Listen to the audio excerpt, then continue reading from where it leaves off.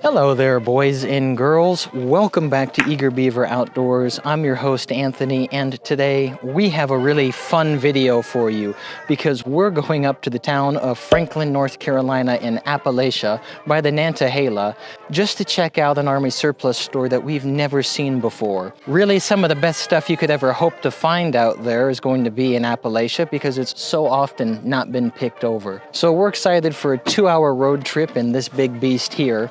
Best of all, Tauntaun will be driving. Hey, how's it going? So, from here, I'm not going to hold you up any further. Let's get on the road and let's see if we can find some treasure up there and have a good time. Now, for our team, the drive was actually really beautiful, but it did take us off the beaten path pretty quickly as we got into the mountains.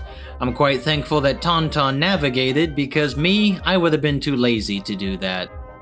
Here at the very final stretch of our journey is a single-lane road that leads up a mountain. However, it leads to one of the coolest places you could hope to land in.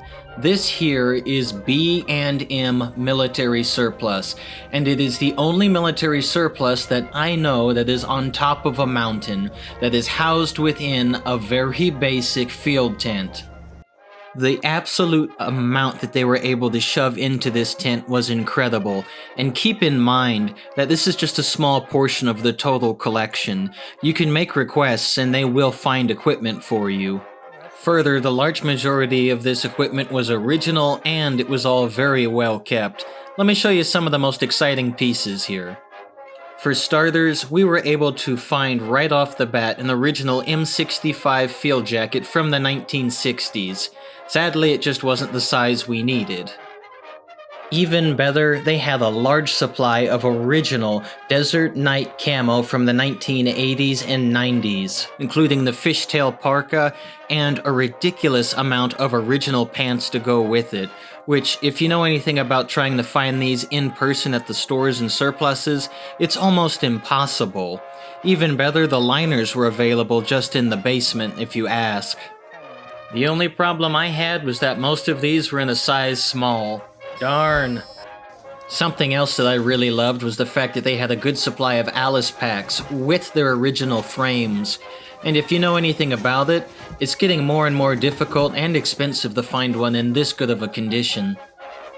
That being said, if you were looking for more modern gear, right up here next to the chest rigs, we happen to have the much larger and more modernized rucksacks, and all of these are in fantastic condition.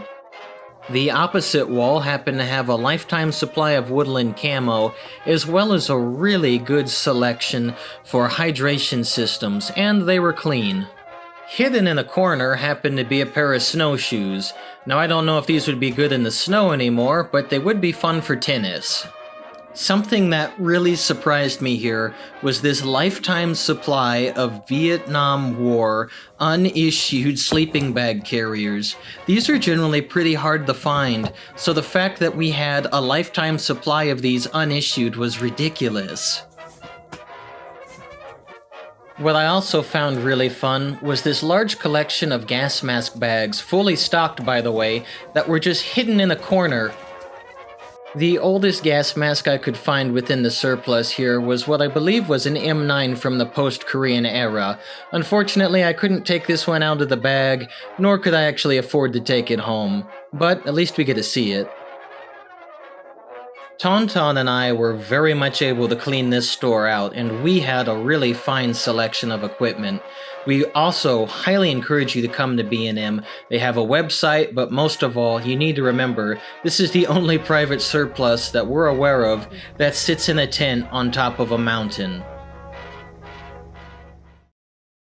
I have to admit that the drive going home is always a bit more sad than the drive there. However, in the boot of our car, we had some really good supplies. So let me speed up our trip going home now, and let me share with you all the goodies that we were able to purchase.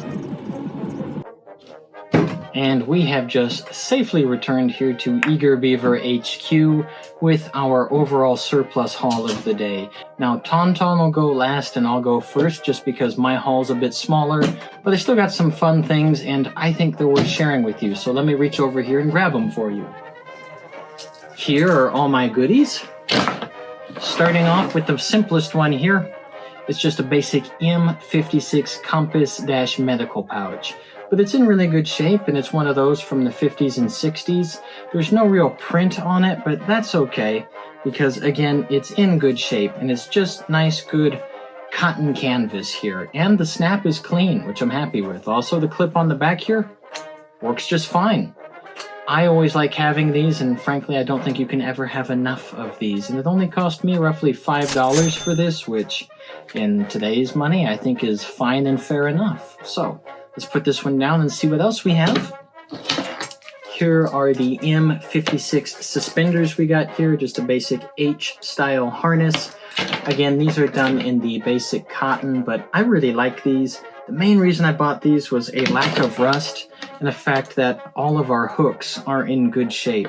I have two other pairs at home, especially for the American make. Unfortunately, they both have a broken hook, so you kind of have to make them work, but everything on these is in great, clean condition. I don't have to de-rust or paint over anything.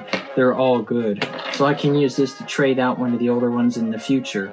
Even better, the stitching on the backside here for the rear suspenders is just not coming loose, and most of the padding in here still feels pretty good, so I look forward to taking this one into the field really soon. The coolest find for me of the day was this right here. It's a basic rifle cleaning kit. We have a nylon bag here, then right here at the top, it's covered with Velcro, but you just open it up, and then you can see inside we have the likes of a basic boar snake here, which is really cool. We have oil, which I assume is still good and in clean condition, but you never know. We have a basic pick, kind of like what they use in the dentist's office, but it's just to pick out grime. These are really useful. We also have a cleaning brush, which you can tell small and large bristles have both been used quite well, but that's perfectly fine. It will get the job done.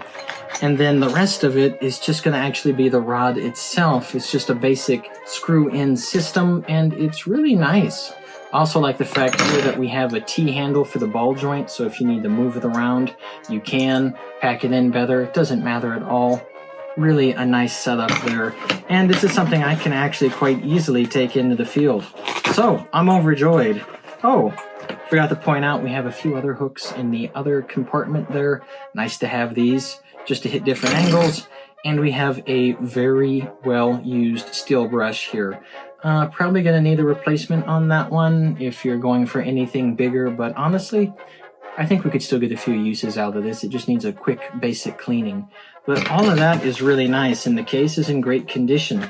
So I really look forward to just using this for basic rifle servicing if I'm out in the field. Other than that, I'm pretty happy with what we got here. It cost me $45 in cash to get all of this, and I think that's a steal. Now from here, let's move on and see what Tauntaun gets, because he got some really choice items. So, we're back from the surplus store. I guess I'll show you what I got. I got 4 items. There's one big ticket item and then like 3 other smaller ones. So here's the first one. It's the Desert Night Camo pants. And, I got this because I already have the parka. So, I might as well just get the pants, finish out the outfit. So there you go. Brand new. Second item, right here. This is the Bianchi International M9 holster. As you can see there, it says US, but I don't know, Bianchi International sounds kind of Italian to me. And, just like this, just like that, and boom. It's a holster. Amazing. All right. Now, my next big ticket item. Ooh, right here.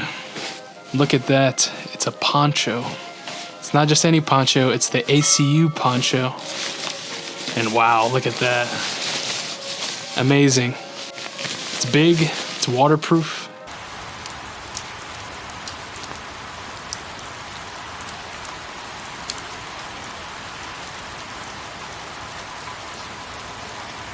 And then last but not least, what could that be? What is that, a whoopee? No, it's a liner. And it's not just any liner, It's for the Desert Night Camo Parka. And you know, I just got it because I needed an extra one. These are kind of hard to come by nowadays for a good price. So, you know, might as well just go ahead and get it in case my one I have in there now just gets damaged or something. So, yeah, pretty good. Well, boys and girls, that concludes today's epic adventure. And I just gotta say that our time at the B&M Surplus was really, really cool. I mean, it's absolutely just out of your way. It is not near any kind of shopping center or mall. It is literally a singular road, uphill and gravel, going through the mountains on someone's private property, and it's just there in a basic tent. But it's a great setup of old and modern equipment. Tauntaun, for about $112, got all of this, and this will take care of pretty much all of his outdoor needs for the year. Most of that's going to be just the likes of hiking and camping, so good for him. And then for me here, I mean, this basic rifle cleaning kit, and then the M56 pouch and suspenders. These are just great replacements for things I already have or that need repairs, and just something to take out into the field. All of this for less than $200 is really fantastic. And keep in mind that the guys over at B&M have a lot more equipment than what they just showed us. They have more in their basement and storage. You just need to make a request. They also have a website, which we'll be certain to link in the description down below. But from here, we're gonna take all of these goodies and safely put them away. So I must bid you adieu for the day. Until next time, boys and girls, this is the Eager Beaver crew signing off.